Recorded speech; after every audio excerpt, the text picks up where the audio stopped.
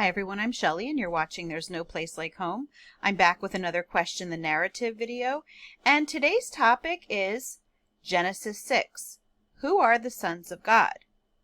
Now I know that I have talked about the sons of God on my channel before. I've talked about the Nephilim on my channel before, but I have never talked about them in this way, because what I am going to discuss are the three different views of who the sons of God actually are. So to get started though, let's read Genesis 6 verses 1 to 4 just to get some context on where I'm getting the idea of the sons of God in Genesis 6. When man began to multiply on the face of the land, and daughters were born to them, the sons of God saw that the daughters of man were attractive, and they took as their wives any they chose. Then the Lord said, My spirit shall not abide in man forever, for he is flesh. His days shall be 120 years. The Nephilim were on the earth in those days, and also afterward, when the sons of God came in to the daughters of man, and they bore children to them. These were the mighty men who were of old, the men of renown. I remember when I was a brand new Christian, I had taken it upon myself to start reading the Bible, and when I came to that passage, I didn't quite know what to do with it. I had grown up in a very liberal church that really never encouraged reading the Bible on your own. They kind of just printed up whatever portion of the gospel they were going to teach you at church that week, and it would already be on the bulletin. And so this was an entirely new concept to me. And my church that I grew up in never touched Genesis 6 at all. So I was a bit befuddled, and to be quite honest, I was intrigued because I have always been very interested in the supernatural. It's just a quirk of my personality. So I remember asking someone who was at my church, who actually, she was younger. Well, she still is, obviously. She's younger than I am, and but she was a more seasoned believer than I was. Now, I have to say, this was after I was born again, and I started going to a Bible-believing church that did encourage Bible reading. This is not the church that I'm at now, though, but I remember asking her, who are the sons of God? And she just very nonchalantly said, they were the sons of Seth. And I remember thinking to myself, well, that doesn't make a lot of sense. But I wasn't about to question someone who had been a Christian longer than I was, because who was I, to question the status quo at that point? And so I didn't really answer her. I didn't reply, but I remember thinking to myself, I don't know. I think that's just not right. In fact, there are three different ideas on who the sons of God are, and we're going to talk about that today. And the reason that I decided to do this is because I have been getting a lot of comments and emails that are starting to push forth the idea that the sons of God are something not of the Sethite lineage and not of the fallen angels, aka the Watchers, but of a third category that I had never really heard too much about before, but that is becoming more popular. So I'm going to go over all three of them with you today. We're going to start with the Sethite theory. The Sethite theory is by far the most popular view on who the sons of God are in Genesis 6. And indeed, this is what is taught in most seminaries, and this is the prominent view in evangelical churches. And the Sethite theory simply says that the sons of God were the sons from the line of Seth, and the daughters of men were the daughters of Cain. And so they were trying to, what these people believe is that the line of Seth, they are the godly line of Seth, while the daughters of Cain, since they are coming from the line of Cain, they are ungodly. And that is why it was forbidden marriage, so to speak. In his book, Reversing Hermon, and I actually believe also in his book, The Unseen Realm, Dr. Michael Heiser went really into detail over the differences between these three theories on who the sons of God are. So I'm going to use just a few passages from each of those sections. I'm not going to read the entire section. If you want to do that, you can always purchase his books. I will have links for those in the description box. But I just want to give you a summary of his thoughts on each of these different categories, because Dr. Heiser, he was very, very researched, very well researched in this area. In fact, he was a Hebrew scholar. This was his area of expertise, was reading the Old Testament from the viewpoint of the people who wrote it. So he was the resident scholar of Logos Bible Software, and he was a very, very intelligent man. Sadly, he passed away from cancer not too long ago. And I don't agree with everything that Dr. Michael Heiser has to say, but when it comes to this, I can see where he gets this information from, because he goes into a lot of detail. Usually where I differ on with Dr. Heiser is on eschatology, and we know how that is. So, this is what he says about the Sethite theory. The Sethite view of Genesis 6, 1 through 4 is deeply flawed. First, Genesis 4:26 never states that the only people who called on the name of the Lord were from Seth's lineage. I have to insert here the reason that he's saying that is because that is one of the arguments that is used, is that the line of Seth, they were the ones who called on the name of the Lord. But let's just continue on and see what he has to say about that. That idea is imposed on the text. Second, as we'll see in the next chapter, the view fails miserably in explaining the Nephilim. Third, the text never calls the women in the episode daughters of Cain. Rather, they are daughters of humankind. There is no actual link in the text to Cain. This means that the Sethite view of the text is supported by something not present in the text, which is the very antithesis of exegesis. Fourth, there is no command in the text regarding marriages or any prohibition against marrying certain persons. There are no Jews and Gentiles at this time. Fifth, nothing in Genesis 6, 1 through 4, or anywhere else in the Bible identifies people who come from Seth's lineage with the descriptive phrase, sons of God. That connection is purely an assumption through which the story is filtered by those who hold the Sethite view.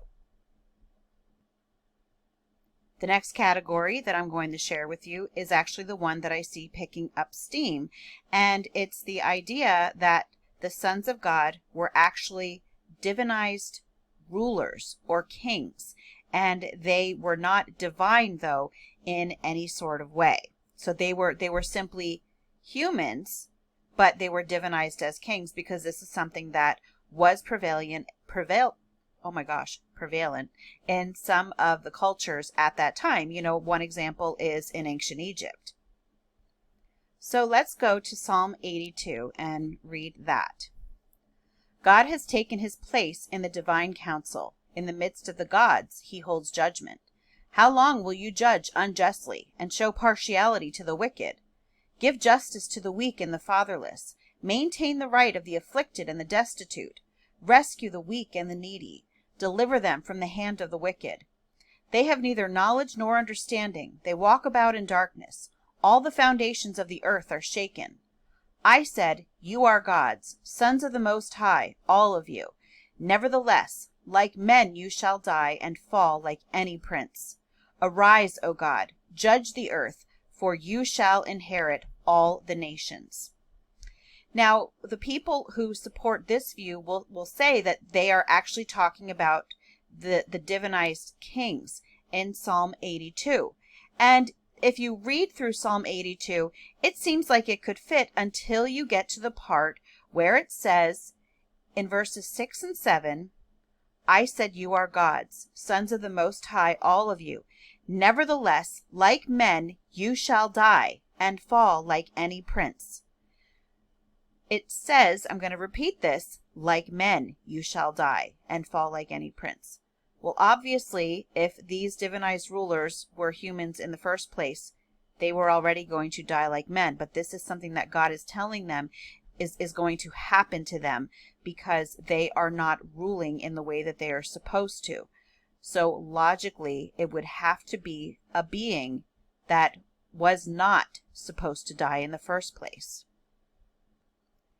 Now this one I'm going to read a little bit more from Reversing Hermon than I did on the Sethite theory, simply because to me this one is a bit harder to understand, and thus it is a bit harder for me to explain. So best to use Dr. Michael Heiser's words. Another approach that argues the sons of God in Genesis 6, 1-4 are human suggests that they should be understood as divinized human rulers. A survey of the academic literature arguing this perspective reveals that it springs from the following. Taking the phrase sons of the Most High in Psalm 82:6 as referring to humans, then reading that back into Genesis 6, 1-4.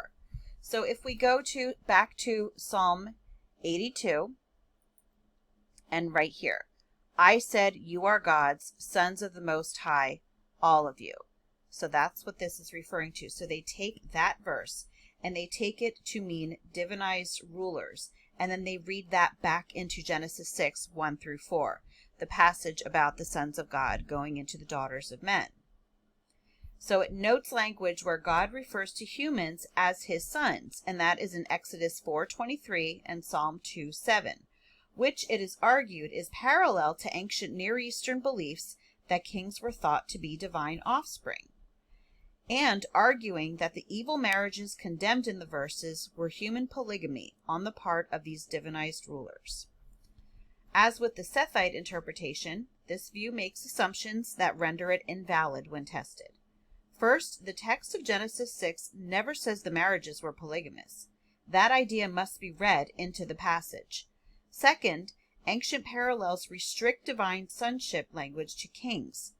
Consequently, the idea of a group of sons of God lacks a coherent ancient Near Eastern parallel. The precise plural phrase refers to divine beings elsewhere in the Old Testament, not kings. Third, the broad idea of human divine kingship elsewhere in the Old Testament is not a coherent argument against a supernatural view of Genesis 6. It was God's original design for his human children to be servant rulers over the earth under his authority as his representatives, in the presence of his glory. It is flawed hermeneutics to read either ancient kingship or the glorification of believers back into Genesis 6. The reason is obvious. The marriages in Genesis 6, 1-4, corrupt the earth in the prelude to the flood story. A biblical theology of divinized human rulership in the restored Eden would not be corruptive and evil. In summary, the plurality of the phrase sons of God and the heavenly context of its use elsewhere show us there is no exegetical reason to exclude the occurrences of the phrase in Genesis 6:2-4 from the list of supernatural beings. What drives this choice is apprehension about the supernatural alternative. And beyond that, if you think about it, what did that union produce? It produced Nephilim. The Nephilim were giants. And yes, there will be people who say, well, that's not what the word Nephilim actually means. It means fallen ones. Well, it can mean that. However, we also do know that the Nephilim were giants. The Rephaim were giants, and they came from the Nephilim. It tells us that right in the Old Testament. It also tells us the dimensions of King Og's bed. He was clearly a giant, and it tells us how tall Goliath was, who also was a descendant of the Nephilim. They were giants. There's just no way getting around that. So whether if you're talking about the Sethite theory or the divinized rulers theory, how would the union of a male human and a female human end up with a giant? Why would that happen? How would you possibly explain that? Going back to Reversing Hermon, it says, it might seem obvious to some readers that Nephilim ought to be understood as giants, but many commentators resist the rendering, arguing that it should be read as fallen ones, or those who fall upon, a battle expression. These options are based on the idea that the word derives from the Hebrew verb NPL. I'm just going to spell it. Nephal, to fall. More importantly, those who argue that Nephilim should be translated with one of these expressions rather than giants do so to avoid the quasi-divine nature of the Nephilim. That in turn makes it easier for them to argue that the sons of God who produced the Nephilim were human. In reality, it doesn't matter whether fallen ones is the translation. The Nephilim and the Anakim Rephaim who descend from them in Numbers 13:33 and Deuteronomy 2:20-21 and 3:1-11 are still described as unusually tall. Consequently, insisting that the name means fallen produces no escape from a supernaturalist interpretation. Despite the uselessness of the argument, I'm not inclined to concede the point. The term Nephilim does not mean fallen ones. Jewish writers and translators, for example, of the Septuagint, habitually think giants when they use or translate the term. And I think it's important to note that the Hebrew understanding of the sons of God was the supernatural understanding of the sons of God. The human-related versions, whether it's the Sethite theory or the divinized ruler theory, they did not come about until the early church fathers of the 4th century. And that is something to think about. So now it's time to move on to the last theory on who the sons of God are.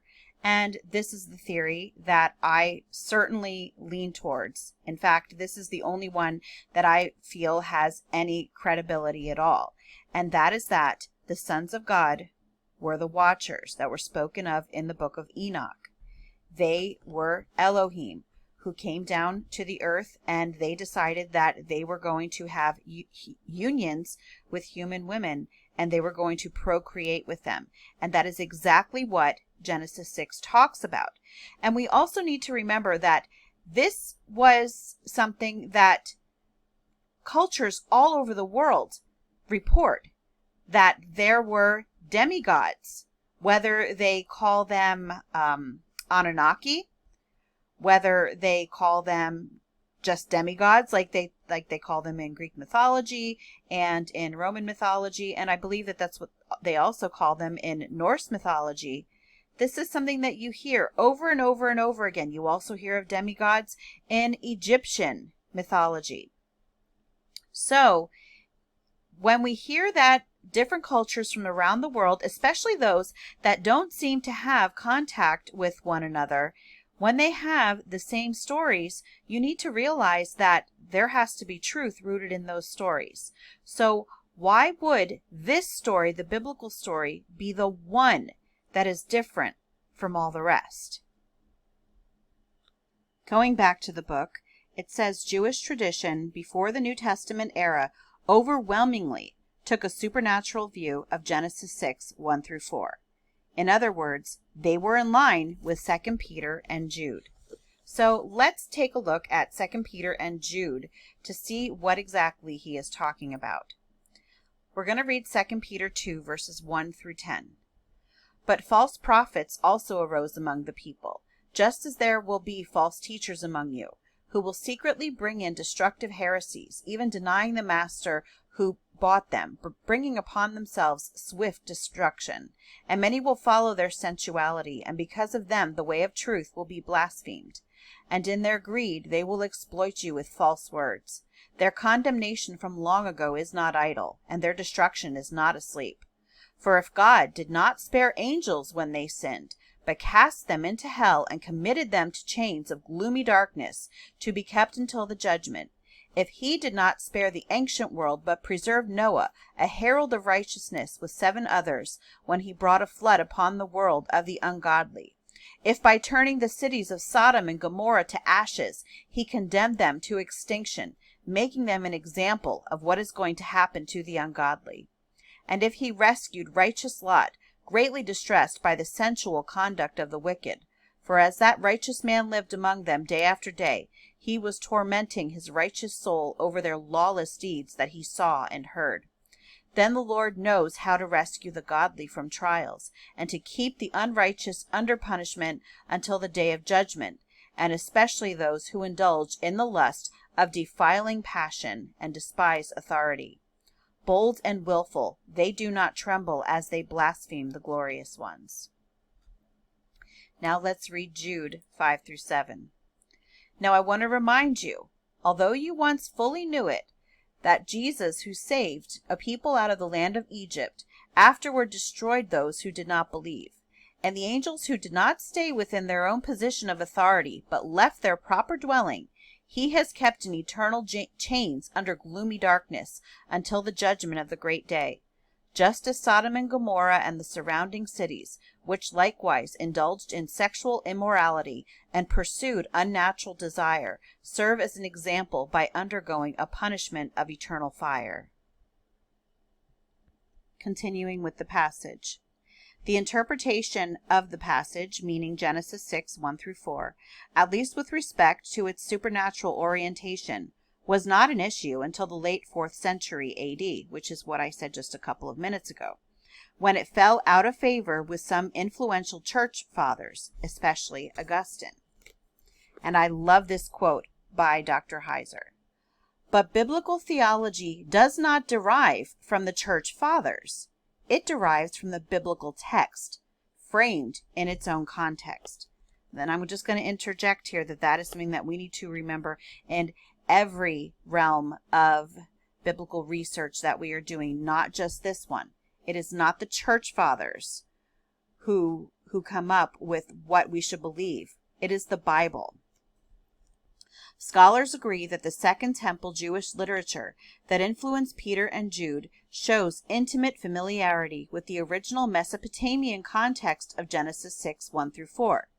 For the person who considers the Old and New Testaments to be equally inspired, interpreting the Genesis passage in context means analyzing it in light of its Mesopotamian background, as well as 2 Peter and Jude, whose content utilizes supernatural interpretations from Jewish theology of their own day.